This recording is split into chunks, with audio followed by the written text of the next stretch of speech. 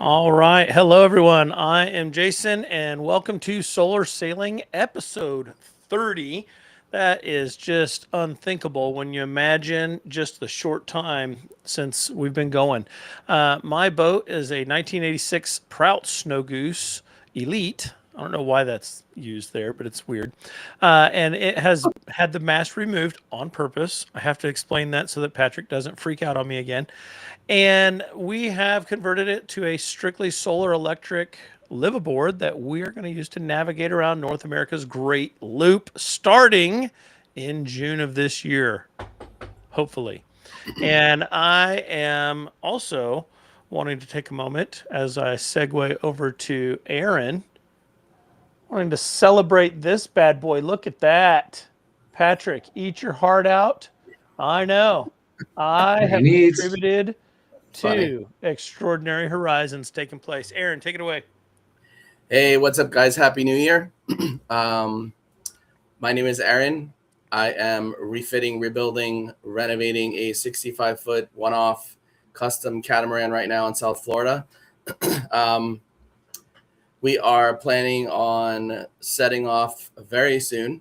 Hopefully, like knocking on wood. Hopefully, like Jason said, you know how it goes with boat work and boats in general. Schedules are out the window.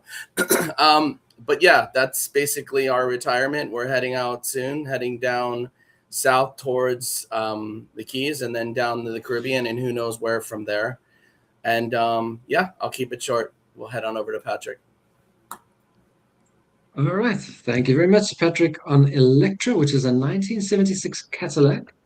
And I still have my master cells because I never knew how well the electric motors would work. And it turns out they work so well, you never need to use your master cells, but they are still there and they do still work.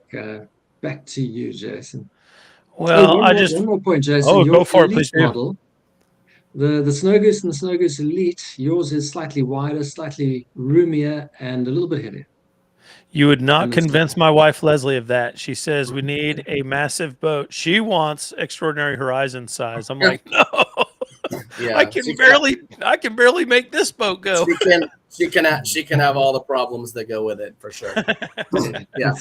Well, I just want to welcome everyone to the show. Today's going to be a fun one as we focus in on a topic that will soon be revisited upon all three of us here and many of you who are out there in your own navigating situations, and that is going to shore, trading the sea legs for land lubbing, and how to get around without a car. We tried to make that very clear with our thumbnail, and I think you're going to enjoy the show. And I really want to invite you to join in on the chat. We will highlight those. We will talk about those. If it's related at all, we're going to address that. I love more than anything to have a comment interrupt Aaron, and because he just jumps straight into it and like gets fired up with us. We're like, yeah, and, oh, Yeah. cool, yeah. But I want to remind everyone before we get going into the show that this is all about us sharing our own passion projects and things that we have found that work, and more importantly, things that don't work. And so we do not want to imply or infer or suggest any kind of warranty, guarantee. Anything that you're doing inspired by what we're doing is just that. It's your inspiration and you do it at your own risk. So let's dive into this topic a little bit of what do you do when it's time to go to shore? I know for my wife and I, we spent the month of July seeing, like, that was our proof of concept. I kept saying it, proof of concept, proof of concept. And when we would go to shore, either from a marina, like when you'd pull into a marina, duh, like you tie off, you're good, boat's good, step off onto the dock and go have a good time. We did that in Oriental, North Carolina. If you've never been to Oriental, it is a charming little town, and you're greeted by just a small so you got the Outer Banks. These are called the Inner Banks. You got the small Inner Banks town along the Intracoastal, a fishing village, and you're just met with its charm right away. And you just step right off and you go walk and you have a good time. It's a small town. Everything's close. Excuse me. And you just go about your business. I mean, we walk straight to a coffee shop that had all the fixins that you'd want to have for breakfast. From there, we walked across the street and there's a marine supply shop. I mean, it's very easy for some of these towns. You just step right off and go. Um, Patrick, what about you? Talk about showing up to a marina and Yeah, stopping there. How's that work? I mean, it can be very different depending on where you are. So, in my first season, we spent some time in a marina in Pula in Croatia. We could see where the main town was, which was across the waterway. So, on one of the first days, I took my old dinghy, which burst its seams when we got there, so we had to take a taxi back. But it was actually a little bit far to walk. You couldn't actually get there on foot. It would, you could. It would take you about 2 hours to walk around and back. Now that's this specific marina, and we've stayed in a couple of other marinas. We stayed in one in Monfalcone, which is in northern Italy, and that one as well. You wouldn't walk to the nearest shop from Monfalcone. It would take you an hour to walk to the nearest shop, or if you wanted Oh, to go to wow. the big shop, it was about an hour and a half. It was very far.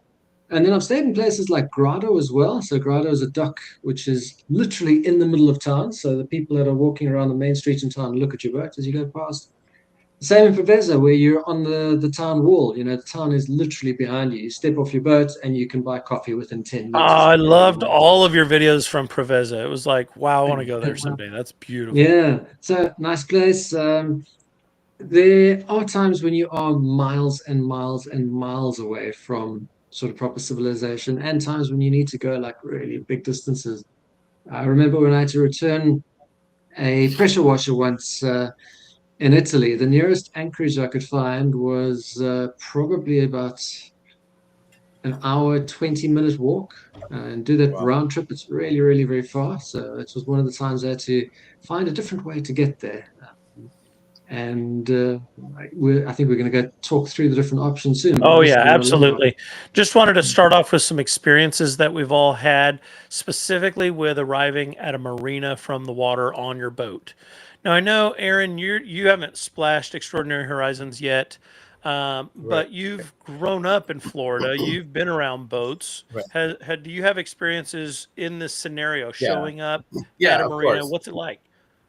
Of course. So you have in Florida specifically, you have small towns like Jason had mentioned. I'll call it a small fishing town where everything is centrally located right around the marina. And the marina is actually the focal point. And you have stores and chandleries or boat stores, restaurants, and everything right there within the area that it's a comfortable walking distance. Um, but then you have larger cities where maybe something that you want to get to is a little bit further away. So like this episode is about what do you do? So what do you do if something is a little bit further away than is a comfortable walk? And a comfortable walk may be different for me than it is for Patrick or Jason or somebody else or somebody else out there. It's like some Remember, we people, have our wives on board with yeah, us yeah, as yeah, yeah. well. So, some people's tolerance for walking travel is greater than others. So yeah, I mean that there's I will say for the most part in Florida, unless you're in a you know in a really rural area, there is everything is within walking distance for the most part. Yeah. Yeah, Now I will gas say that stations. there was I have an entire video devoted to a problem we had where our windlass, which we started our boat. A lot of folks they do their boats and they stay on the hard and they finish their boat to the point that they want it to be perfect where they think they're ready and then they go. We were quite literally like, let's see if this is even going to be a lifestyle we want. So we knew going in we're not going to be anchoring at first. We're going to figure that out as we get to the next stop. And we're just going to see, do we even like this? Like, is this something that we can make work? Do I have the skill set for? And do we want this overnight thing where we're doing like, maybe we're going to hate this. We don't know. And so we fell in love with it. But there's an entire episode where let's say the West Marine is a store here in the States that supplies, it's kind of like the Walmart of the marine supply world, right? Yeah, And so they gave us down in Morehead City, they gave us the wrong anchor chain. It was not fit for use with a windlass. And so we had, all this anchor chain that we had to go take off of the boat. And the guys there in Oriental, that store, they were like, "Oh, just go ahead and bring it up to us. We'll exchange it for you." I'm like, "I'm on a boat. I'm not. I can't carry 150 feet of all this chain. There's no way." Yeah, it weighs a And few so hundred they were pounds. like, "Oh, well, this is something fun. Let's think it through." And I'm going, even with the things we're about to talk about, how would I handle that situation? Each situation's a little unique because you don't have a car that's your car that you're pulling with you. And so it Right. introduces all kinds of challenges. Before we dive into the slideshow, any other comments from our co-host here? No, none yet. But I think we're good. something just popped in my head as another mode of transportation that I don't think we were going to mention. But let's go ahead. I'll talk Oh, about love it. it. Yeah. Patrick, final thoughts before we jump Yeah. in? I also have one mode of transportation we haven't mentioned, and I think it's probably the same one Aaron does. So let's see how we do later on. Oh, I'm so excited. Good grief. I love Yeah, because mystery reveals. so it was a lightning. It was a light bulb moment when you were talking about this few hundred pounds of chain. Yeah. So like It the felt like a couple, million pounds. I thank you for yeah, for making the truth statement out there. yeah, yeah, It yeah. felt like an immovable object. You're not carrying that. It's a few hundred pounds, and it's big and it's bulky, and I don't believe that any of the modes of transportation that we're going to discuss today would have been able to accommodate that. But I think Patrick and I may be thinking of the same I, thing, I but we'll don't see. know. Wait until you see some of Patrick's past contraptions. It might Yeah, have but been he able to wouldn't. work. No, I don't think. Well, unless he had like a wheelbarrow behind his little half-ass scooter, Hey, I don't think it would be. I'm not here It to would be. judge. I'm not here to judge.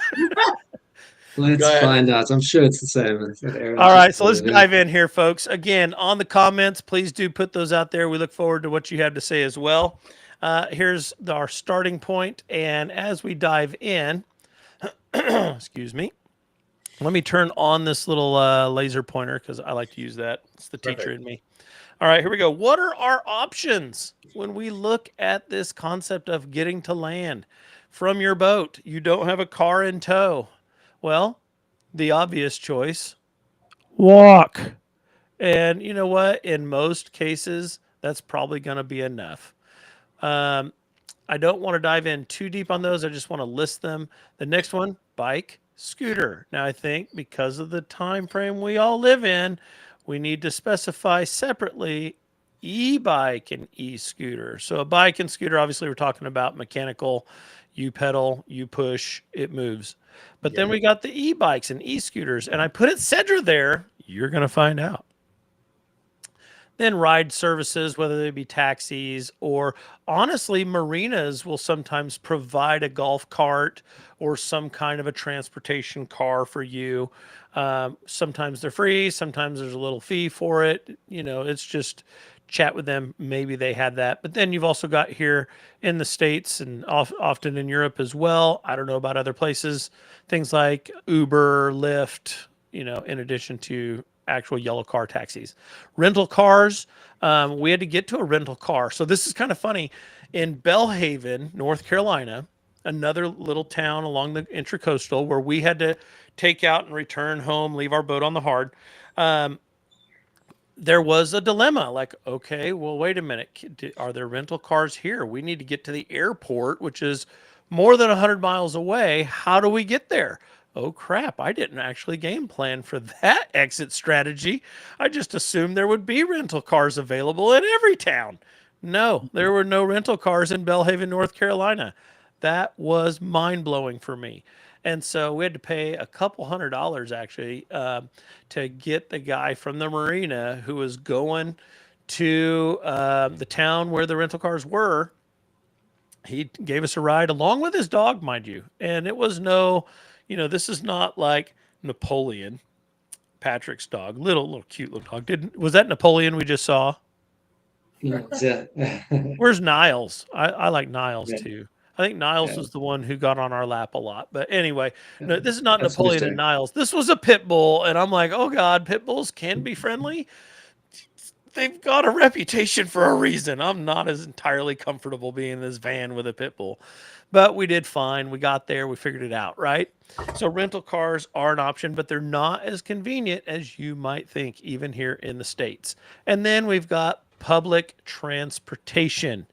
Now, public transportation is a thing. Some folks, that's all they ever know. All over New York, good grief. They don't own a car. They never have owned a car. Maybe they have an e-bike or something for getting between points, but yeah, they're very accustomed to public transportation. Not something that I'm real accustomed to. I've done it. It's fine. It works. No, it's out of my comfort zone a lot of times. And so you've got to think about you and you've got to also adapt to your situation. Uh, Guys, any input here on these options? No, I mean they're pretty. Okay. Well, I mean, I haven't had a car for a few years. One of the nice features we had in the marina in Monfalcone was they had a car sharing car, which was kind of like a rental car, but you book it by the hour. And it was fully electric as well. So for 10 euros or probably about $12, you put an app on your phone and the car's yours. You go to the shops, you go to the airport and back. It was great. Oh, nice. And I assume you obviously have to fill it up. Do they pay attention to that? Like, This one was electric, so you plug it in when you get back, and there's no other costs. brilliant, So brilliant. Wow. it's Love good it. use. In fact, So it was always busy during the season. You couldn't get it, whereas in winter it was always available. is this the place for you guys to interject your other options we haven't discussed yet, or do you want to hold on to those wild cards? Patrick. Mine was actually the rental car. I didn't see it in the slides. Yeah. Earlier, So I mean, Jason put a pretty exhaustive list. Mine was the Uber or the Lyft, because you could have one of them put the anchor chain possibly in the hatch or the trunk of their car. So good job, Jason. He pretty much covered everything. Yeah. All right. I like that. Patrick, last chance before we move on. Nothing else for you at the moment. Oh, I love it. Holding those cards close. All right, let's bounce to cost savings. So this is one I really want Patrick's input on because I still have two cars with full on payments and insurance, full coverage, and no gas. We've got two electrics or oil, but Yeah. I wanted to put in just this one wasn't an attempt to be exhaustive. This was let's just get the big ones. Other ones you don't really factor in or think of too much when you're in my shoes until you're about to get to where I will be, which is coming up here in June. Taxes, good grief, the taxes that at least we pay here in the United States. Wow, Missouri state taxes are low compared to some places too. And goodness, those can become just a bear when you start boiling it all down. Aaron, what are your thoughts on this list? Yeah, for sure. Living in South Florida, all of these things are increased. Taxes and insurance and service, and everything is increased for sure. Like say, if you're in what is it, June, you're gonna go carless. No cars. Whoa. Yeah, that's definitely, it's a scary thought, but it's definitely going to decrease your outgo. Obviously, there'll be other things that are going to fill in where maintenance on the boat typically isn't cheap. But we had talked about this the other day. I think that you'll be pleasantly surprised. You'll have less outgo. Like, two cars, it's a lot. Insurance and services. Yeah. I'm really interested in Patrick's perspective from years now without a car, he said. That is mind-boggling because honestly, I've owned a car since I was 15. And I'm 50. Like this is one of the scarier topics for me for what's coming ahead of us. All the boat trips sounds fun. That it sounds awesome, relaxing. But the idea of not having the freedom to get in my car when I want and go wherever in the hell I want to go when I want. I don't care if it's 2 a.m. I go. I don't have that. That's a little That's a lot disconcerting. Patrick, speak of that. Go back to that slide. You've missed the biggest expense in car ownership. And we got to go back to the slide. Give me a moment because this buffers a little bit. All right, here we go. Life, I used to be a personal finance blogger a lot of the time. The biggest expense in owning a car isn't any of those things you see in front of you. The biggest expense is the depreciation and the Yeah. difference in price between what you buy a car at and what you sell a car at. It is monstrous. It is absolutely huge, especially if you're Yeah. somebody who buys new cars. It's bigger than all of those put together. Why And is people Patrick don't think staring into there's my an soul invisible right cost. now? Yeah. You don't see depreciation every day until you sell your car. Yeah. But Then yeah, you, I mean, if you're somebody who likes to drive new cars and mid-range new cars, and that you're spending $1 million over a lifetime comfortably. yep, for sure. Yeah, Very good stuff. you never think about that when when you're spending, say, like a mid-range new car at, what is it, 50-60K nowadays, um Yeah, and then a few years later, what are you selling it for, like 15K or ish, maybe ish. So, I you you put the you get to drive the car, so basically you're renting the car, because then at the end you're selling the car that you rented for the time that you had it. I'm looking at the comments. We got a comment here from SolarCat Berenike. I can never really pronounce that correctly. Patrick, I need your help. I I know think it is he was a Berenike, former but I special don't know guest. either. I do know that. Yeah, it's my best guess is Berenike. Very Yeah, good. So we got hello everyone. This summer I'm going to take a small off-road electric motorbike with me on my boat. I think that's smart because that's there's a fun. lot of places to use that. Yeah, Yeah. yeah, I'm that's guessing by small electric motorcycle, it means it's something that can actually take a passenger, which a lot of the options we're talking about actually don't have that ability. Yeah. Yeah, and here's the thing Might that work I well. question on this though.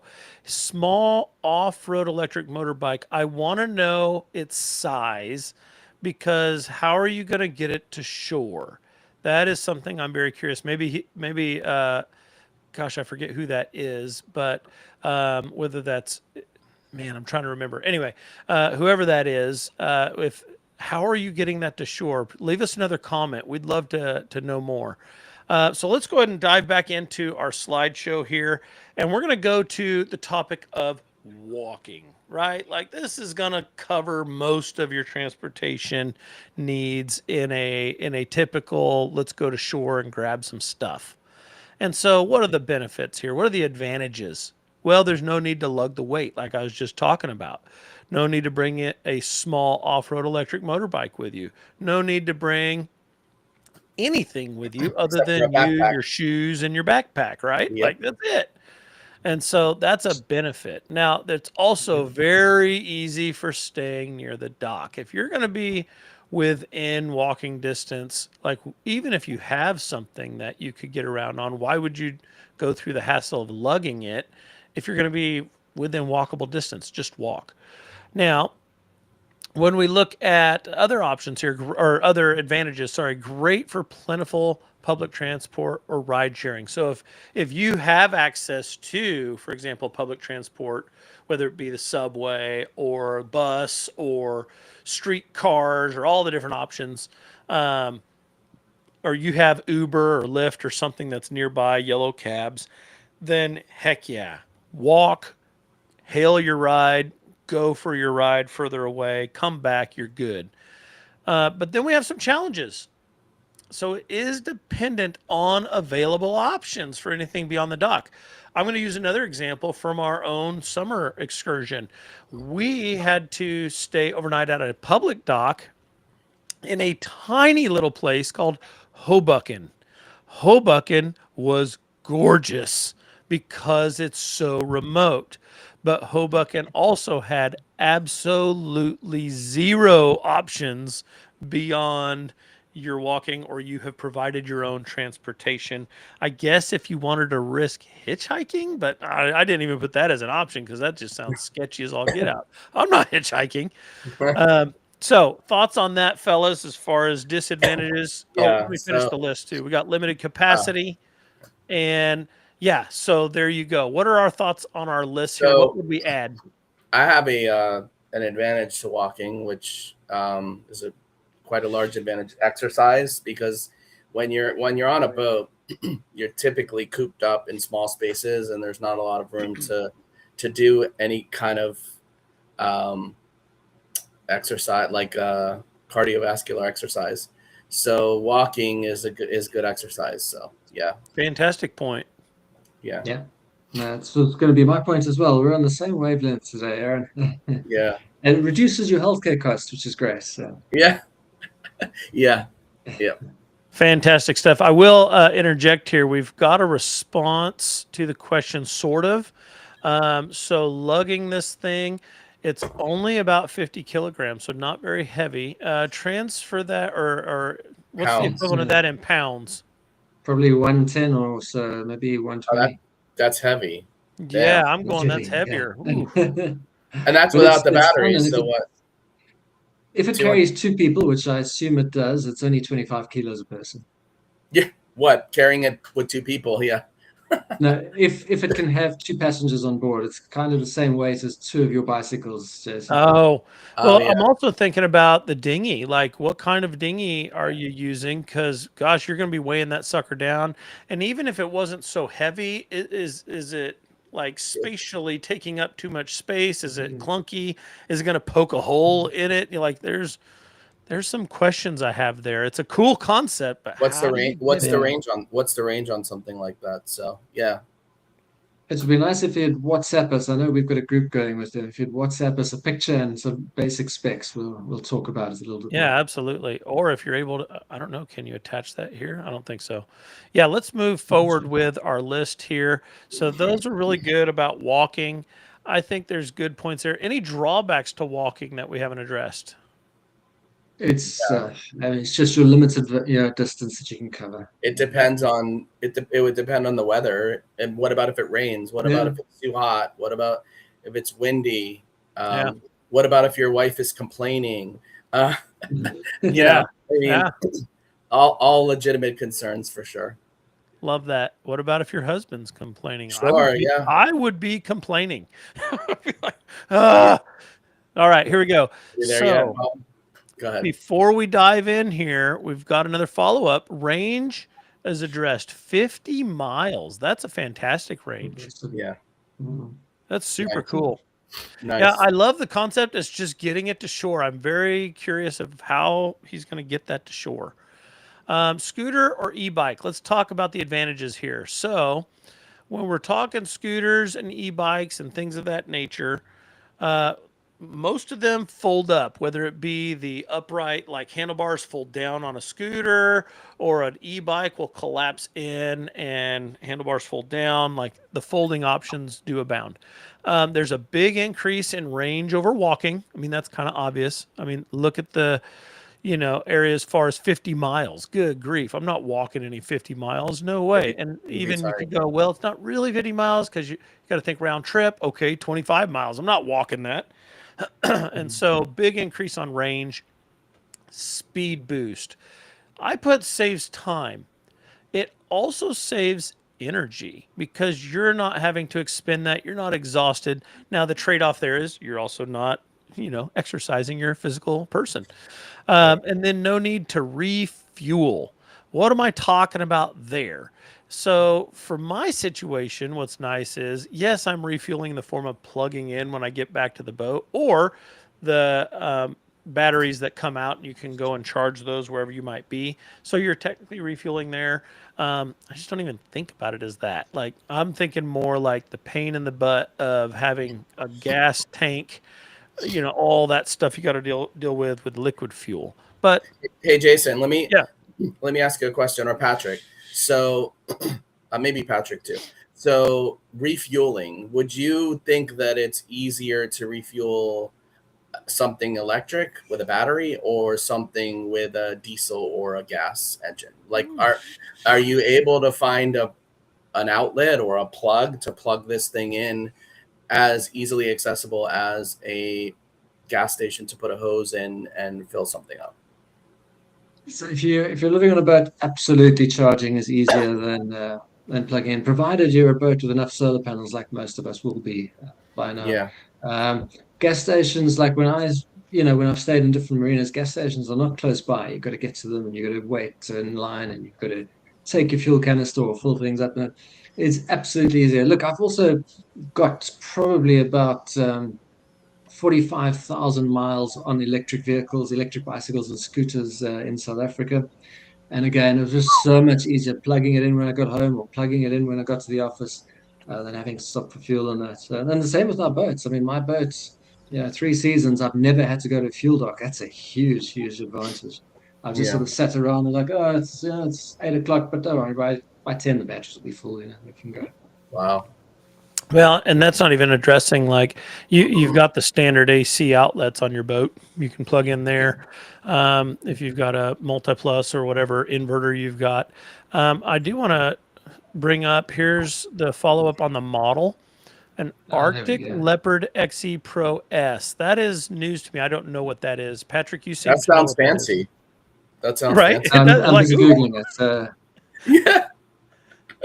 There we go. It's basically, you'll see it's kind of like a really big cross between a really big bicycle and a really small electric motorcycle with a rather large battery, 72 volts, 55 amp Ooh. hour. So we're going to multiply that in my head. What are we getting to? It's a 3.5 kilowatt hour battery. It's a Oh big one. my. That is big. That's awesome. Man, I think it's cool. My only reservation there is getting it from boat to shore. Yeah, how do you move it around? How do you move it And, around? and it sounds heavy. Like I guess you could just lower it onto the boat. I But you mean- gotta get out and on the dock. I would venture to guess that this isn't something that you're going to go out in for 10 minutes and then come back. This is something that you're going to go out for the day in. You're going to leave it. You're going to reserve it for those kind of Big situations. trips. Yeah. Or joy riding along a Sure. beautiful shore, which Yeah. that's awesome. Why would you not want to do that? I want to do that. Or go to the next town or something like that, yeah. Oh yeah, that's true. Like inland. That's Yeah. all fantastic points. We also have Rob Moore, which Rob, I'm so glad to see you here, brother. I was so disappointed to hear about your ordeal with your solar arch. That sounds awful, and I'm glad you're safe. I'm looking forward to hearing more from you. I want to have you at some point come on as a special guest. I don't know how we work that out, but it would be a blast just to hear about your adventure. But he brings up, what if it isn't a safe area? That's an interesting question because some places, I know even along the Great Loop, you see like the Boomer Shines, they had an ordeal where a public dock they stayed at. I don't want to name the town because it seems kind of rude, but like they had people who were rude and harassing them, and they were kind of drunk or under the influence of something, and just it felt unsafe to them and their kids. Um, like people were throwing bottles, like plastic bottles, on their boat. Like, wow, that's cool. Good for you. Why don't you go live life somewhere else? But that kind of a thing. Okay, well, I don't want to go walking there. Hell, I don't want to dock there. I want to go somewhere else. I don't want to be there. But if I have to be there, yeah, like in that ordeal, I don't want to walk. I want to have something I can get away faster. But that's me. What are your guys' thoughts if it's not such a safe area? Um, I'm in Europe. Yeah. I've come from South Africa and I now live in Europe. Everything's safe. Yeah, I mean, for me, I mean, I grew up in Miami, right, in the city. So street smarts. I mean, you don't travel someplace but then again, Rob makes a really good point, because unless you have reviews or other people's experience of the area and you've never been there before, how do you really know?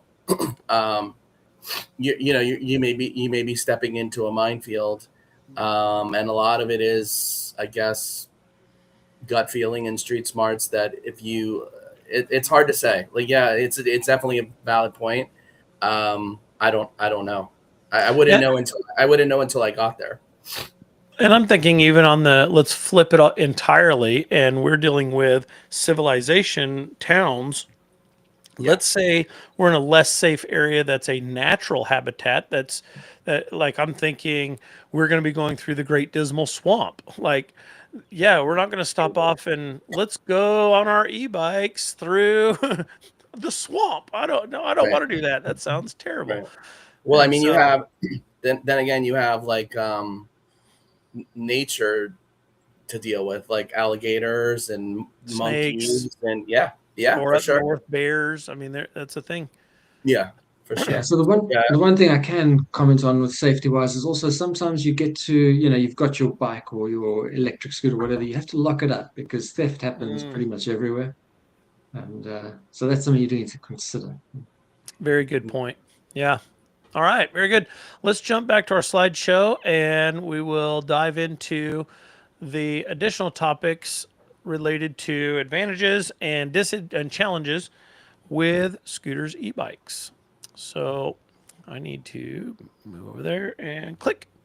Haul capacity. So that is an advantage over walking, depending on your situation. Like some scooters, maybe not so much, but e-bikes that have a rack on the back or maybe a basket in the front, something of that nature. Patrick, I don't know if he'll be sharing or has shared images later on of outrageous amount of cargo hold that he was able to accomplish with an e-bike, where you're like, come on, man, that's how you have two straps strapping that thing down. And so then we get to challenges: the need to lug from boat to dinghy to shore and back, like that. That's back to this comment with the e motorbike. Like, it sounds awesome. How do we get it from boat to shore and back? Like, that's just really questionable to me. And has to be charged. Okay, so if we're dealing with a scooter or an e-bike, how are you going to charge it? Well, we kind of talked about that. We've got plenty of solar, and the idea that, if you've got, say, a restaurant that's okay with you plugging the battery in because the battery pulls out, cool. I do recommend asking. Don't just like assume you can plug it in. Some people are pricks with electric vehicles and batteries, and they just assume it's okay to plug in. Like, that's not yours. Ask. They're probably going to say yes, but ask. Yeah. And then we got securing when inside the destination. So that's to Patrick's point. Like, okay, if I left my e-bike out front, do I have a lock? Do I have a place to lock it to? Is that an appropriate place for me to lock it? Safety gear. So we're thinking like helmets and things like that. All important. Any one big parting thoughts disadvantage on all you're that? missing. Go ahead. So the one disadvantage you're missing with an e-bike or an e-scooter or any of these is the batteries are generally not the safe kind. Or not safe one. Explain. They're usually lithium ion and not lithium iron phosphate. So you are carrying a risk on your boat. Not a huge one, but fires typically happen when you're charging the stuff, not when you're using it. So you are charging it on your boat. So be careful for thermal runaway and all that kind of a Keep an thing. eye on it. Yeah, don't charge it unattended. Yeah. Right. Rob gives a really good shout out here. Love it. Does this Dismal Swamps, good time you should go through. Yeah, it's actually fantastic, beautiful. Has a horrible name, steeped in history with the Underground Railroad, steeped in history with George Washington and bypassing the British naval blockade back in the American Revolution time. Very exciting stuff. Can't wait to release some content on that as we go through.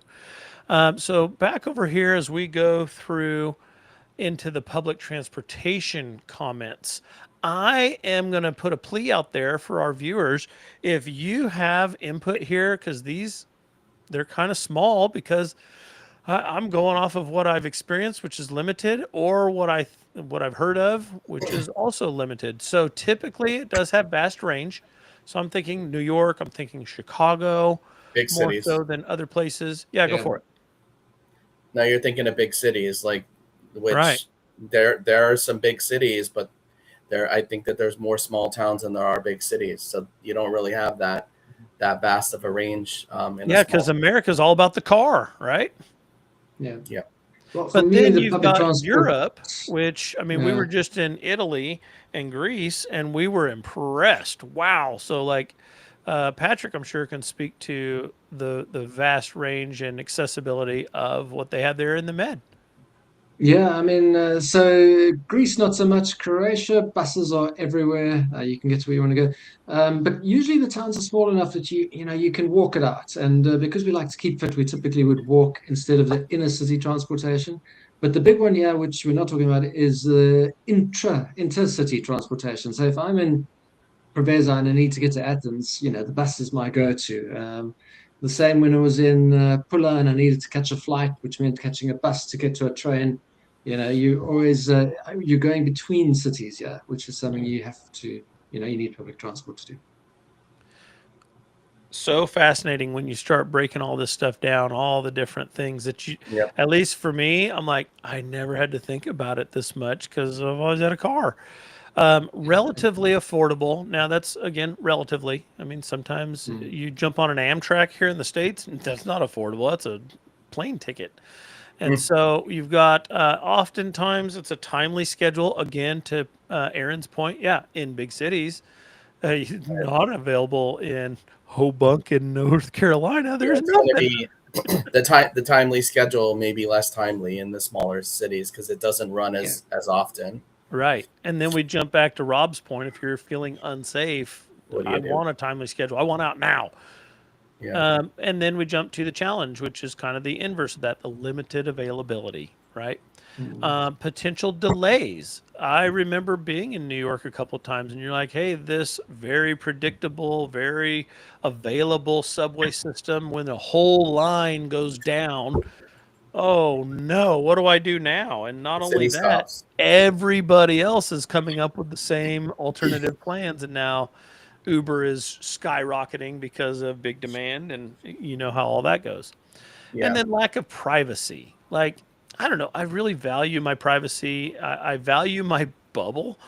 I mean, for example, like you get on the subway or on a bus or even on a shuttle at an airport, and I feel like they're everyone's too close. I want a little more space, and that's probably growing up in America impact. But that's my reality, right? And so yeah, the lack of privacy feels weird, and then the lack of scheduling freedom is a thing. Like you're not able to just jump in your car and go. You have to Yeah. think You're about when dependent. you're going to be You're there. you're you're dependent on public transportation. In that All case. good points. Patrick, what's the Yeah. European perspective on all this? For for one of the negatives on public transport is a lot of the time you can't take your dogs with you. So if you've got big dogs, absolutely, there's no public transport that's very happy with it. But we travel with our dogs, we move around with them all the time, so we can take them on metros very easily. Usually the metros are fine. Buses are not usually as good, and long distance buses are an absolute no, which has been a big problem for us in Greece. Interesting. What about parrots? Yeah. No. That Yeah. No, that's a definite concern for sure. We have dogs. We have dogs and parrots. So Yeah, the dogs are people are usually quite a bit more. I can't think of the word, but they're tolerant. accommodated. They're Hmm. tolerant. They're more of a mainstream type of pet, so to speak. But with a parrot, it definitely is going to limit our availability on things quite a bit more for sure. All very good and valid concerns. And so, yeah, everything that we have here has strengths, advantages, challenges, drawbacks. Sure. Fees. Sometimes the fees can get really expensive on public transportation if you're going from here, making a connection there, and then up to here, and then around there. I mean, goodness gracious, you can rack up quite a bill. Now let's jump to specific e-bikes and electric scooters because now we're digging in a little bit here. And we're going to have some brands that are represented. That does not mean we've been endorsed by these brands, nor have we been sponsored, nor have we been given anything. At least I'm speaking for myself. I know, Aaron, you may or may not, I don't know. No, But I don't have anything like this. No, I haven't. I don't have any kind of sponsorship or endorsement with any kind of electric Patrick, scooter. how about you? I wish, but no. No, me neither. All of us, Nothing. I wish. Yeah, Contact us. We would be glad to entertain your sponsorship offer. All right, let's yeah, go ahead and dive in and look. We've got these. Now, if you're anywhere near a moderately sized city, pretty much all across the US or Europe at this point, like we've seen these in Paris, we've seen these on occasion in Italy, depending on where you are. Some cities ban them as far as the like lime or what are some of the others? We don't have to dive into it. Bird, I think, is another one. The brands that are out there that you see where you can like scan it with your phone and it activates and you can basically use it as a rental and then you drop it off in an appropriate place. But then you get the problems of where's the approved zone, and if you drop it outside of the approved zone, then it's going to yell at you and make you backtrack or get to it can become a bit of a problem. Sounds like But it sounds like public transportation all over again. it's the same thing. Yeah, you do get the benefit of not being all next to people, but also some of them are just gross. Like people have done gross things to them. They're dirty, they're filthy, like ugh. Go get a different one. There's not another one available. This is the I will never be able to pronounce that word, and I hate not being able to pronounce words. Is it It's Xiaomi? Xiaomi, my favorite brand in the whole world for nearly everything. I know they're not in the What? States, but there Whoa, are whoa! You can't drop a bomb like that and just zip right past that. Say that one more. Xiaomi Your is the favorite brand? for everything, Oh, practically. So Xiaomi is the Chinese Apple, and they've only been around a little while. They make everything. They make absolutely my RoboVac, which is cleaning my floor here in Lisbon, is a Xiaomi. The most popular scooters in the world is Xiaomi. My favorite cell phones that I don't have that I used to have was a Xiaomi, and now replaced with a OnePlus. And I wish I could have a Xiaomi again. The world one of the world's best-selling e-car brands, electric car brands now is Xiaomi. They literally make the greatest electric car in the world. okay. You can't buy it We got to anywhere outside of poll. We got China to yet. poll our audience. Drop it in the comments if you knew about Xiaomi being the equivalent of Apple from China. Like, maybe I'm the only ignorant fool here. I mean, I don't know anything about them. like drop it in the comments if you knew that. I don't mind They saying I'm the are dummy. the greatest. They're the greatest Chinese company in the world by leaps and bounds, and they Wow. make a better car than the best Teslas out there. Anyway, the Oh, scooters. whoa, whoa, whoa! Fight me, It's fight me right it's here not on an TV. Let's argument. go. It's just it's a fact. I mean, it's one of these crazy facts. Anyway, I love them. They make great stuff.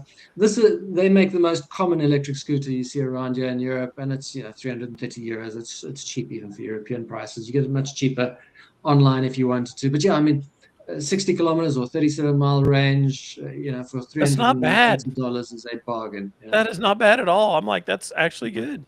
And this is the price. This is not me shopping around for prices. This is me going to Xiaomi.Portugal and just saying, what does the Xiaomi Electric 2.5 cost? And that's the price. Wow, that's fantastic. Okay, so there it is. And this is that style where you ride on it, and if the power goes out, you can push with your foot, like you're just Yeah. pushing along. Very common with boaters around Europe. Not specifically the Xiaomi ones. I mean, you also get Segway ones and Ninebot ones and all the rest. Sure. But What's the weight? This one is 12 kilograms, so we're looking at about 25 pounds. Wow. It's I mean, light. it's perfect. I'll pull it up. If I'm wrong, I'll change my mind now, but it's Pretty light. around there, yeah. I mean, that's perfect. Now, the drawback here is you don't have a seat, and some people really want a seat, especially if you're going to be going for any distance. And they do take a little bit more balance. Like if you're top heavy on one of these, it feels disconcerting. Can I just put it that way? I'm going to leave it at that, and you can interpret that however you want. But if you're pretty balanced and you have a good center of gravity, these work fine. Yeah. Like you push it once and you're off. I like them. The weight is 20 kilograms, so it's about 45 pounds. So my mistake. So that's right in there with the electric folding bike then, as far as weight. Yeah. Interesting. It's much I simpler. would have thought and they'd there's be much fewer lighter. moving parts. I mean, you can get lighter ones. You can get them all the way down to about 13 kilos or about 25 pounds. Huh. No, sorry, about 30 pounds. This one has got the 60-kilometer range, whereas your entry level one will have a 30-kilometer range, and that's much lighter because of the battery. Sure. But they are very simple. They almost never break down because you've got three moving parts. You've got a steering wheel, you've got a front wheel and a back wheel. Whereas bicycles, you've got lots of moving parts. Now, when we look at this here, and I'm going to see, can I bounce over to this? Or if that's going to mess us up. Excuse me for just a moment while I try and adjust. Yeah, there we go. So we can actually see the things. Yeah. That does give us a little busyness in the background, but I think we'll be okay. So this is the electric folding. This is the E-Lite. And this one folds up, as you can see up here. Let me bounce over here. Yep. So you can see it folded up and then fully assembled. And these they're expensive.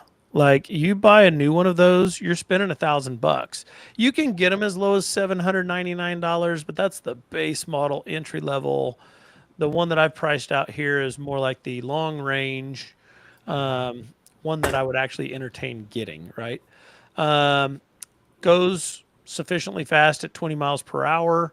They have other e-bikes that aren't folding necessarily that'll go up to like pushing 40 miles per hour at this point. They've got fast ones. I don't know how comfortable I would feel going 40 miles an hour on a bicycle. I don't know. I've never done it. It feels like it would be feeling rather fast. It does have a decent It's range at fast, 45 miles. Sorry, go ahead. no, no, it is fast. We'll get to my bicycles later, but I've done 55 miles an hour on a bicycle, and it's And not live to comfortable. tell the tale. That's great. Yeah.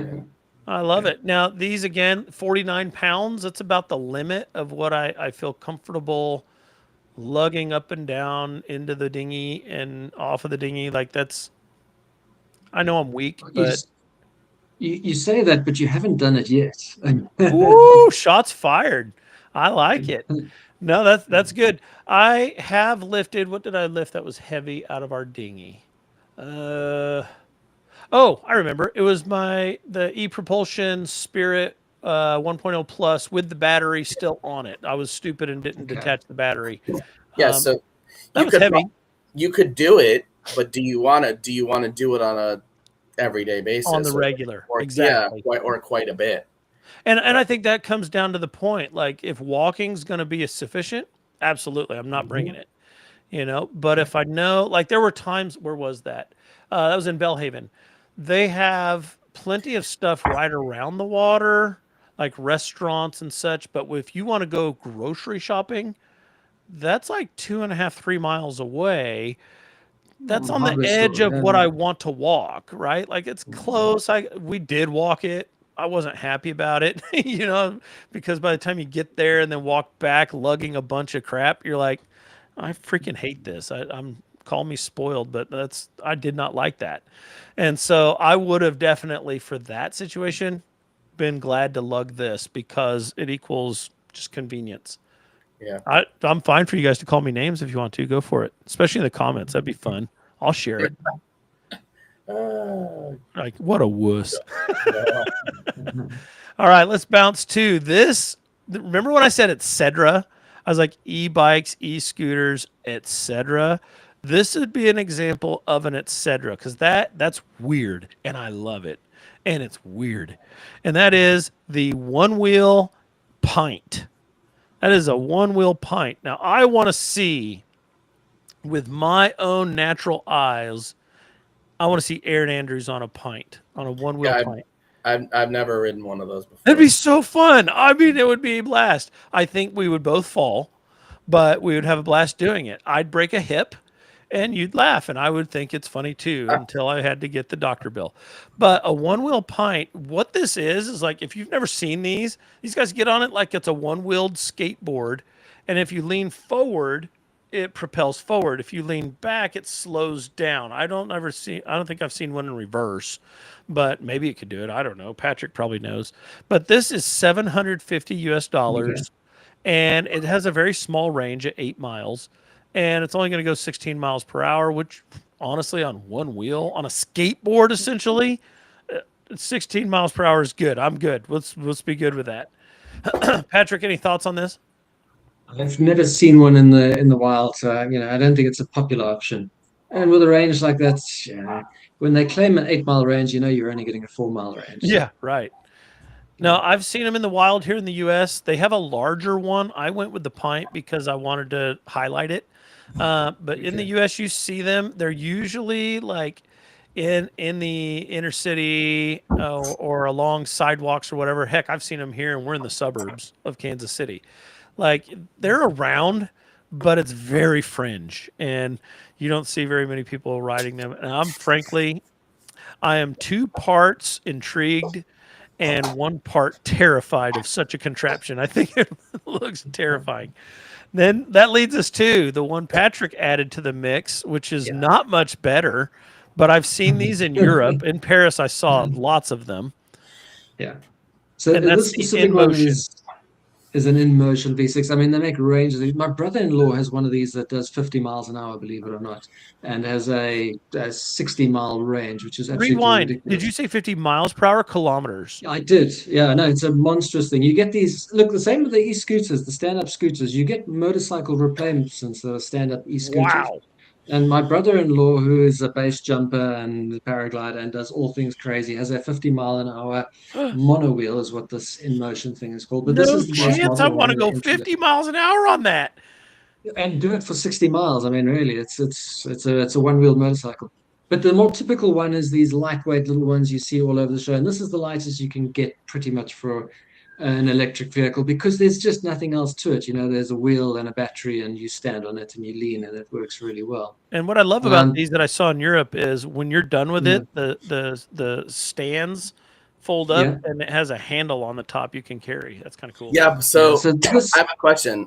So yeah, on any of these one wheel things, you can't carry a backpack filled with groceries or anything else because it hurts the center of gravity, right? Or can you? you can. You got to counter for it when you're leaning. So I've seen people with big backpacks full of stuff. It probably makes it more difficult, but can Yeah. be done. Probably Uh, not as easy as a bicycle, And their Yeah. but balance is it's incredibly gyroscopic, so small.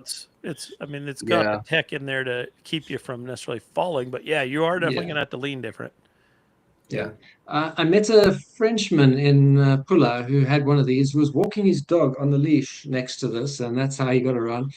But he sold me on it. He said it is the absolute smallest, lightest electric vehicle you can have that will get you around places. And it is. I mean, this is a 20-inch wheel, and that's pretty much the size of it, a circle of 20 inches, smaller than a normal bicycle wheel. It carries really easily. It moves really easily. If Patrick, you're lazy and question you don't for want to you. pedal, this is a very, and you've learned how to balance. This is a very good option. I have a question since you have people like say your brother-in-law who I think you said brother-in-law who has Yeah, used these. What about mud, water, like less than ideal conditions, dust, getting crap yeah. up in there? How do you clean that out? Does it easily, That's is it yeah. accessible? I've never asked, and his one had knobbly tires on, so you could use it off road as well. A very good question. I would I be suppose intrigued you to can hear what he spray would have to water say in. to Yeah. that. The clever thing is that the batteries in that are actually, I think it's unsprung weight. I think they slide on a suspension, so it's all really comfortable, mate. So the But yeah, batteries are right in here. yeah, yeah. Look, I don't know the specific model. I know his model, which is a monster. But yeah. Interesting. I've It's a I've never fascinating had one. I concept. find it takes a bit of effort to stand still and not move my feet. So even when I'm on a stand-up scooter, I kind of move my feet backwards and forwards a little bit, and whereas on a mono wheel, you're standing still. You're just leaning. So it might Oh, be a bit come on in tedious the after a while. comments. If you have one of these or you know someone who's got one of these, either the one wheel pint or the in motion or something like that on a mono wheel, let us Yeah, know. That's intriguing.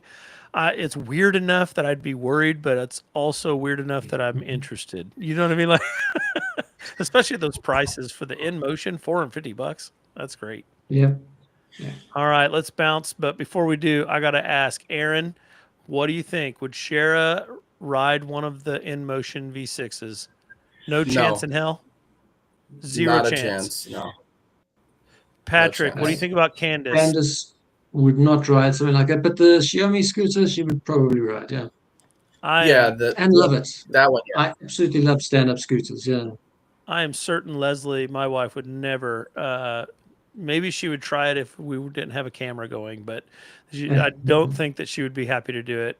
The e-bike and the e-scooter, we've already done those Yeah. like that. Yeah, she would like that. All right, let's move on. We got Patrick's former rides. Now, Aaron, I'm going to need you to give us a drum roll because this, I don't bam, know what order let's you're going. go. Look at these. All right, so Now, I've this, already arranged with Patrick. I get to bring in the pictures and give commentary for color commentary. Then he'll take it from there because that looks like something straight out of a sci-fi adventure. Oh my God, with the chain.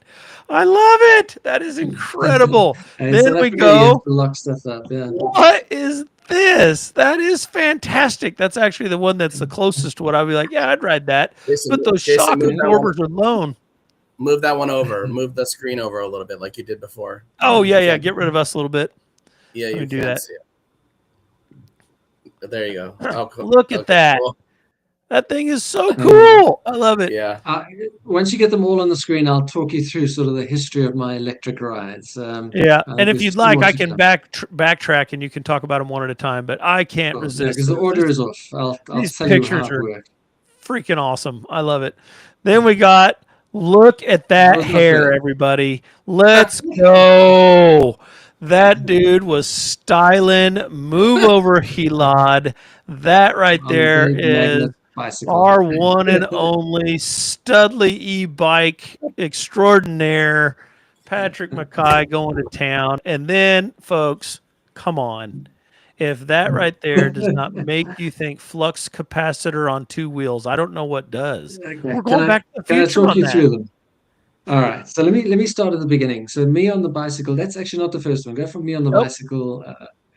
There you So go. the first bicycle, I used to have a motorcycle. I used to have a Yamaha 200cc motorcycle, and then I moved into a place where there wasn't safe parking for it, so I couldn't get it up 3 flights of stairs to my apartment. So I built that bicycle in 2006. It was the third electric bicycle in South Africa, and the first one with lithium batteries. It actually had the same batteries as you see in the one below it. So that one is basically it's a motor from China called the Crystalite X5, very powerful. This is a 40-mile-an-hour bicycle, and it would get to 40 in about 2 seconds. So if I opened the Oh, throttle, it would throw me off the back, which was lots of fun.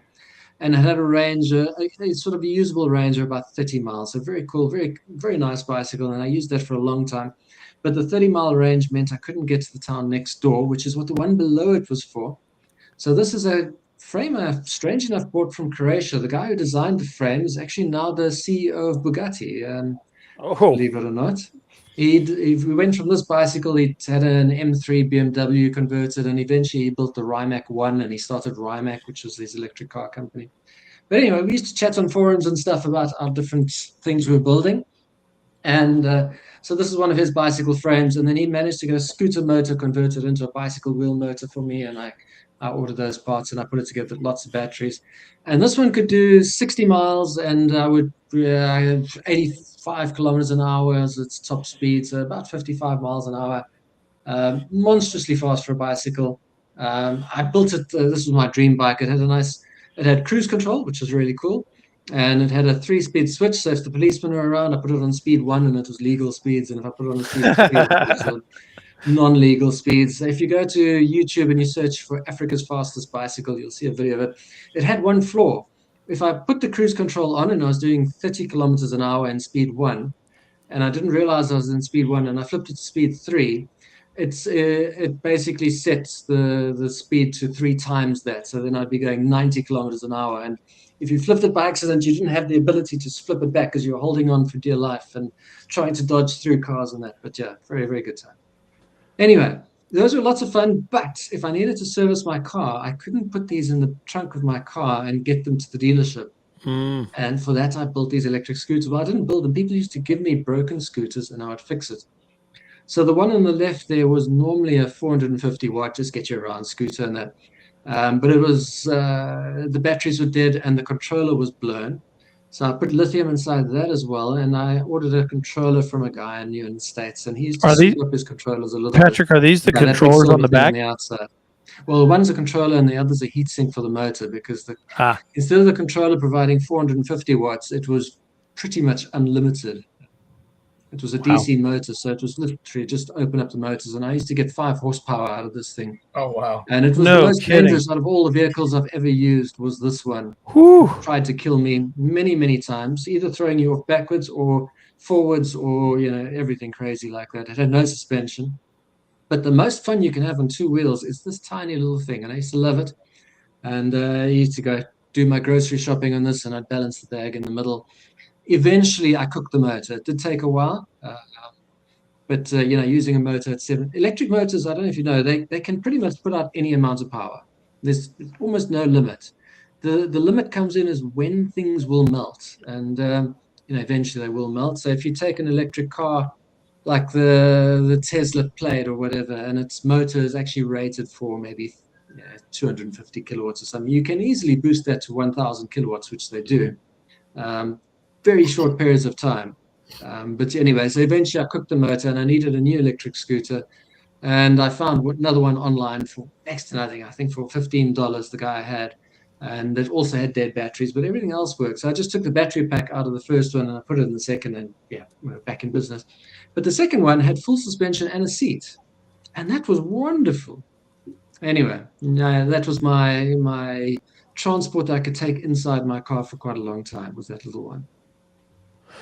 Well, we had a nice comment here come in from Gustavo, and he Yeah. brings up a very good point about all of these, which match what Patrick just very beautifully detailed for us. And that is you ride an electric bicycle and you have a Yeah. grin for days. And I'm So telling you, they yeah. are fun. They are fun. It's an interesting choice of words there. So there is actually a thing called the e-bike grin, and it's Oh, it's quite common in the e-bike world. Now, I'm back in the e-bike world from the early 2000s when these things didn't exist everywhere. And the fact that you're sitting on a bike and you're getting propelled forward like you've been shot out of an elastic band, like you're in a slingshot. It's that weird, weird feeling. It does. It gives you a bit of a grin. But one of the e-bike companies, probably the greatest e-bike company in the world, is called Grin Cyclery in Canada, and they named themselves oh, after this e-bike grin. oh. So Gustavo's playing word games with us. I like it. Those are my fave. Now we also have he I put out a video. We just bought one. You'll see here in a bit. But he saw the video, and I had to tell him, you know, I'm glad he did, and I'm looking forward to it. So just a little plug here. I'm getting ready to do a thorough breakdown video of that. Maybe I'll get Patrick to be able to co-host that one since he's got so much experience with e-bikes, where he can say your bike sucks. Yeah, I mean, I know what you bought. I do like the look of it. We'll talk about it a bit later. Anyway, so all of these things have got one major drawback though. So I had all of this stuff in South Africa. I loved them all to bits. Personally, I liked my first e-bike and my first scooter more than the second of both choices, just because it was smaller, lighter, easier, and it was more fun. Sometimes bigger and faster isn't as much fun as small and sort of nimble. Um, but you can't fly with any of these, so there's no way I could bring them to Europe. And that's where the whole thing sort of fell apart. And I sold one and I gave a couple away, and yeah. Nice. All right, we've got Gustavo interjecting again. This one I'm going to leave to Patrick since he picks up on all the Yeah. wordplay. Yeah, Started so electric he's biking been around in the e-bike 2003. world even longer than I was, Wow. when people did literally strap on. So Crystalite was the big name in Chinese brand for hubs. They made everything from small hubs to big hubs. I had a big hub.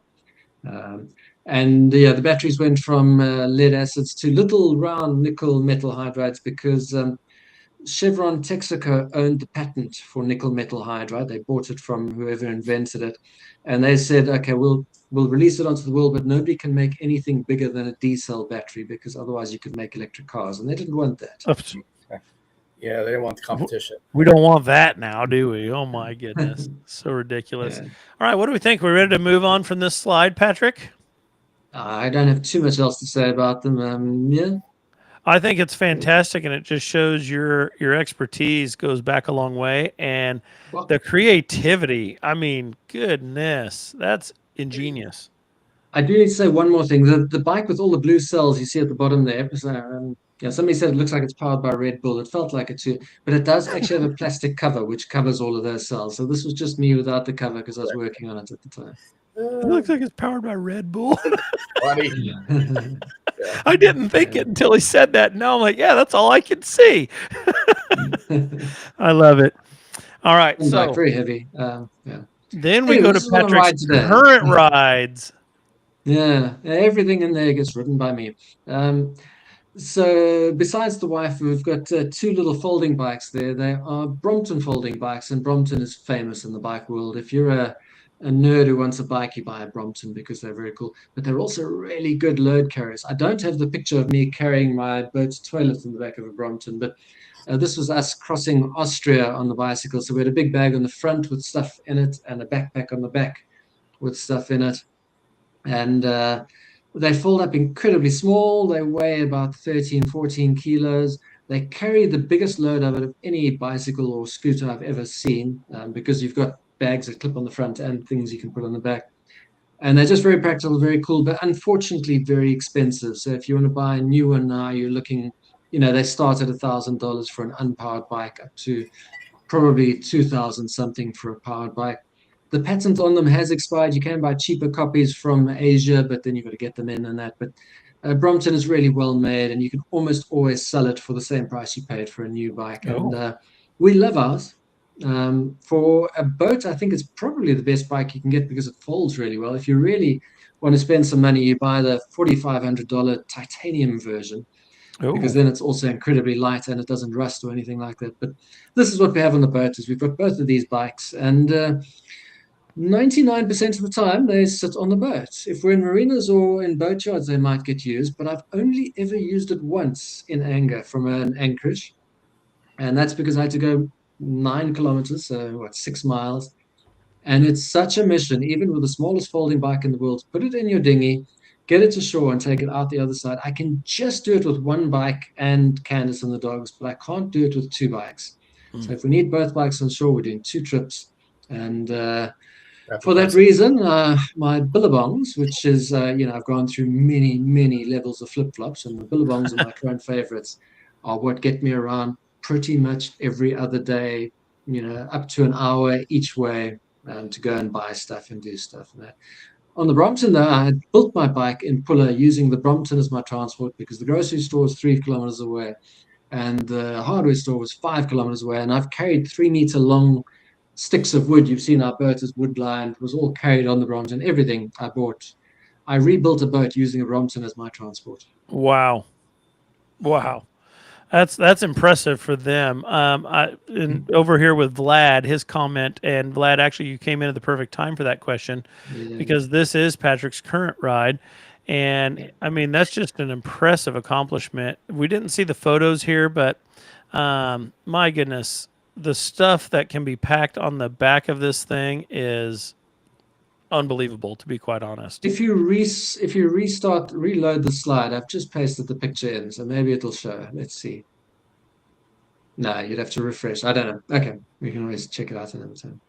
Heck, forget that. It's worth it. I'll get out of here and do Mm. it because that was awesome. And those Go are to the previous slide. Sorry. previous slide.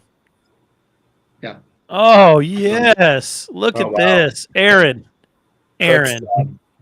Aaron. What is that? I A told you I built the refrigerator bike on the back? using that. That's my toilet. Oh wow, click strap to the back. Yeah, on the rack. He They said it. say the racks are only for 10 kilos, but you can carry more. Wow. That is awesome.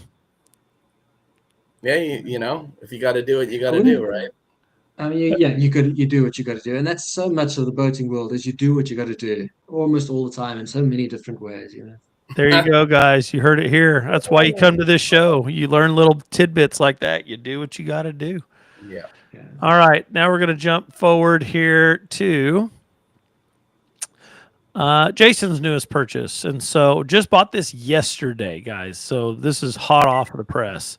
And actually, I released a video that was referenced about that. And so this is a new to me bike. That is electric XP Lite. And I got it up to 20 miles per hour. That's a slight downhill. No pedaling. I did pedal a little bit right there, but it got to 20 without pedaling. And that's what its stated max is. This bike had 230-ish miles that were on it already. So these bikes sell for like $1,000, $799 starting, and this thing folds up. And so right here in the middle, it has a real reinforced joining plate here that on the other side has a latch, and so you can unlatch it and it folds completely in half. In fact, when it opens, folded in half there, what you see is the battery itself is nestled in this frame and is removable. And so you could charge it by pulling it out and plugging it in. I liked that it had this on the back already. The kickstand's fine. It feels nice and sturdy. Oh, and the handlebars also fold and collapse in. So it gets real good and tight, like that slide that I showed at the beginning of the show.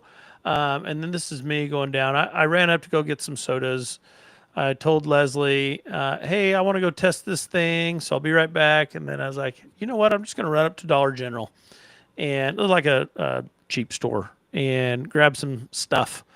And wound up getting a couple 2 liters of soda and put them in the backpack and coming back, no problems whatsoever. I will say the one funny thing was I was recording with my phone with my left hand and controlling the throttle and all that with my right hand. And when you take off with that, like, whoo, you're pushed back and you're like, oh my, I'm gonna crash because of being one-handed like an idiot.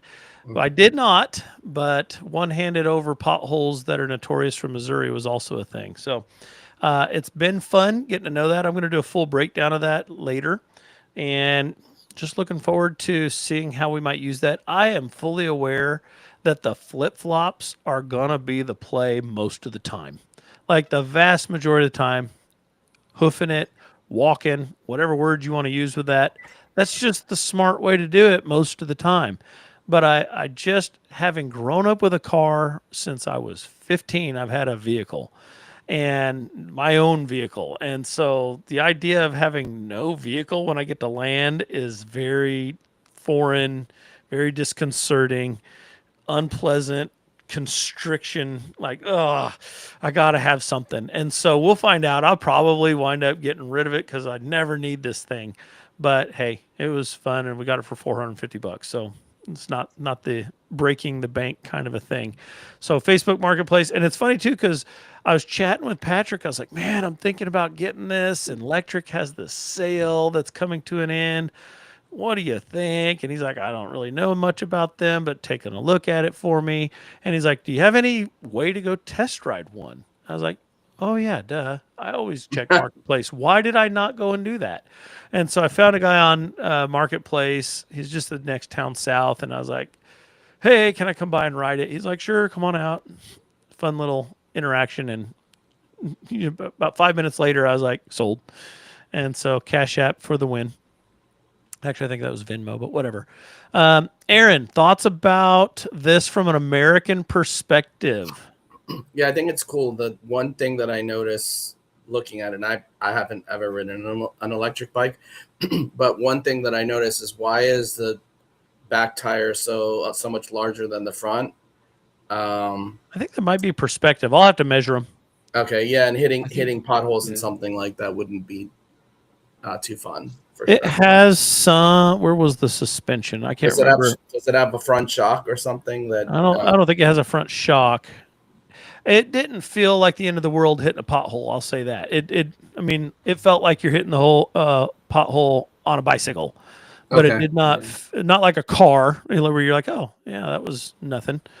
It was something, but it wasn't like, oh my god, the only reason it felt like I was gonna fall is because I was one-handing it and had my phone in the other hand. I was like, oh, that's weird. If I was two-handing that, it would have been nothing. Patrick, what are your thoughts? So I think this has got 20-inch wheels, which is bigger than the Brompton wheels. The one thing you learn very quickly with big bicycles, you can take your hands off the bars and you can kind of like, centrifugal force keeps you going in the right direction, or gyroscopic force at least. That doesn't exist on small wheeled bikes. So never take both hands off the wheel. But it'll get you on. Look, it's going to be big and clunky getting in and out of the dinghy, and please don't drop it in the water because it's going to get pissed if you do. So, but I think when you're in marinas and when you're in boat yards, this is going to be a dream. And you're going to spend lots of time in marinas and boat yards. And this will haul anything up and down. You'll get your tools there. You'll get heavy stuff. Your chain would fit on the rack, no problem if you could put a basket on there. I would try and find a basket that you can clip on or cable tie on for boat yards or something like that. Yeah. You just about lost me on don't drop it in the water. Oh, thank you. That's helpful. Yeah. But going by what I've seen other boaters do, I've seen people walking everywhere, and I've seen people pedaling non-electric bikes everywhere. The electric stuff I've only seen in the marinas. I've seen people with scooters, but again, they don't do it on anchor. And I don't know why. It's just if it's that inconvenient. I think you'll get lots of use out of it when you're staying in one place attached to land, and I think you'll get very little use out of it when you're not. But at the price you paid, I think you got a bargain. For the specs it's got and the motor and all that, I think you did really well. Lose. And it's probably worth having just for those few times you're on land. Yeah. Very good. All right, let's see if we got any other slides. I don't remember actually. I think we might be at the end. I Yeah, think that's so. the end of the slideshow. And as far as all this conversation goes, here's what's fun, right? Like I always want to come back to what's the fun in this. And the fun in this is the adventure for me. Like this is doing things differently on purpose by choice, right? That's the whole boating lifestyle. You're doing something that is abnormal compared to the masses on purpose by choice. And so when you get to land, it just goes hand in hand that you're going to do something different on purpose by choice. And so for me, that's just kind of the fun in this. I think we'll probably do one of those. How'd you pronounce it? Xiaomi. Yeah. I think we'll probably do something like one of those Xiaomi style Stand up scooter. stand up scooters just because like they're so light. I can So imagine, cheap. Yeah. yeah, getting two of those and wind up sticking with those. We'll just see how Leslie feels. I know we talked about it and she's like more comfortable with a seat.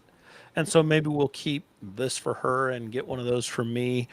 We'll see. That's the fun in this though, is being able to experiment and try it out. And when you got something like Facebook Marketplace where you don't have to spend $1,000 to try it out, you can spend half of Yeah. that, less than half of that. Yeah, and if you if you don't like it, you can put it back up there and sell it to the next guy, right? Exactly. Hey, we got a comment that came in just now from KE2 Delight. I'm not sure who that is. Something off topic. That's Don't Vlad. laugh. That's Vlad. Don't laugh. And we immediately laugh. I love Yeah. that. Don't laugh. But I'm worried an EMP would make my boat useless. Anybody else worries about that? Have you thought if a catamaran be turned into a moving Faraday cage? So that's actually interesting in a lot of ways. The EMP thing, I haven't thought too much about. I know in the state of the world right now, and you never know what's going to happen. Okay, maybe. But as far as the Faraday cage and how it relates to lightning and how it relates to just weird electrical events, the original boat that I saw was Indigo Lady. And if you haven't seen Indigo Lady, it is the contraption built by a retired teacher. He was a high school, I think it was physics, maybe chemistry teacher, and he's just Yeah. brilliant with a lot of electronic stuff. And I saw his boat first. He and his wife converted a big catamaran. Patrick, are you familiar with Indigo Lady? Yeah, and I Yeah, know them yeah. well. Yeah. And so their components, when he did a full breakdown of his boat, he showcased a lot of things, including little like prongs, spikes that were sticking off of the corners of his solar array. And he was convinced that that would cause it to serve in that way as a Faraday cage. I don't know. That's way beyond my ability. Patrick, Aaron, any thoughts on that? So to make your boats Faraday cage, I think would be really difficult. I mean, lightning can get through most things, and EMP, I assume, can travel quite well as well. I don't know if a aluminium boat might be able to block those pulses, and there are quite a few aluminium cats available. I think turning your boat into a Faraday cage is going to be really difficult and really expensive. But hopefully, an EMP won't travel to the middle of the nice places we're going to be on our boat. Yeah. But yeah, Yeah. lightning is always a worry. And I think I said it in an earlier video. Your only way to defend against lightning is a well-paid insurance policy. So Yeah. Very good. Well, final thoughts. Let's go with eeny, meeny, miny, mo. I'll start. My final thoughts are this cup is awesome, and that is available on Aaron's Thanks. Extraordinary Horizons. If you go and buy his stuff over there, you get the cool stuff, and he gets contribution toward building his boat, which is about to splash soon. I'm super excited about that. Yeah. We really need to do an episode on our upcoming year, guys. I think that would be fun. Maybe that'll be our end of January surprise, whatever we call it, mystery topic. What do you think? Maybe we'll talk about it. But my final takeaways on this, I've already said it. It's an adventure. Go have fun with it. Experiment. Figure it out. Make sure you have a good pair of flip flops, and the rest will figure itself out. Yeah. So with me, I think that I say this at the end of every episode because I think it's fitting. Technology is traveling at lightning speed, like Patrick was talking about, I think 2004, and what he was doing in 2004. And now look what's happening in 2026, 2025, 2026. Lightning speed. So, and I think things are traveling even like the progression is even faster than it was in the past years. So, yeah, I mean, it's exciting to see what's coming. Like Jason said, this is all one big experiment in doing things differently than 99% of the rest of the people out there, which is exciting to me. I've always been unique and different, to put it lightly. Yeah, bold, big, do it big or go home kind of stuff. So, yeah, I mean, exciting and totally different. And I'm excited to see what comes in the near future with this kind of technology. Nice one. So I'm going to go out and say I'm a car nut. I love cars, but a life without cars is a better life. And it's Ooh. just one of those things to say. I mean, it's nice walking everywhere. It's great getting a Oh, bicycle and going places. It's fun getting on a scooter and moving around. It's just, you have a lot less stress. Nobody's going to scratch your car. Nobody's going to bump into it. You don't need to pay for toll fees. You don't need to pay your insurance. You're not going to get a traffic fine. It's so easy not having a car around, and so much cheaper as well. Your life, it's a massive expense that just disappears from your life for many years. And I think we're talking about expenses next week, so that's going to come into it quite nicely. And then I have one weird thought, which I don't think a lot of people would pick up. So, Jason, you've just bought an e-bike, and you could have had a regular bicycle, but did you know that an e-bike is actually cheaper to run than a regular bicycle mile per mile? What? And yes, and the reason is because for you to do X number of miles, you're burning a certain number of calories. And to replace those calories with food is actually more expensive than plugging into the grid and just putting electrons into a battery. Oh my God. So Especially e-bikes when you are don't have a grid, it's just sunshine. I love it. like that might throw it out if it's sunshine because you're getting free power. But if you're paying for power, it would be cheaper to pedal, to not pedal and just sit on the bicycle. And the environmental impact is also significantly lower. Your greenhouse gases on an e-bike charging from a coal power station is lower than you putting food, which has taken tractors and lots of diesel engines to get into your Especially when you system. So, factor in the kind of food I eat. My God, those poor people have to lot. so yeah, I mean, if you were only eating enough. But yeah, no, so e-bikes are pretty much the ultimate form of transport. And I love it. I used to get stopped at traffic lights with questions in the mid 2000s, whereas now, nobody takes a second look because they are literally everywhere. Yeah, they Yeah, become I'll stop ubiquitous. there. Thank you. That's good. Well, folks, you've heard it there. And there again, wrapping things up with the view of our topic today, just for the sake of the YouTube video to see that and be able to stop and put that as a thumbnail easily. But next week, Patrick's already alluded to it. We're going to be talking about expenses and all of that. Patrick, it's your topic. Do you want to share a little bit more of a teaser with that, or do you want to leave it at that? Well, the funny thing is, I'm busy. I've been working for the last 2 weeks on a video where we've added up all our costs from a January to a December, so a full year, Whoa. including time on land and time in a marina and time on anchor in the middle, and everything we spent on tools and things to replace and things to fix and all of that. So I've got the hard numbers, and hopefully we can talk about that next Oh, week. that's big. That's big. So we should be going to Sailing Electra's channel here soon to see that video, yes?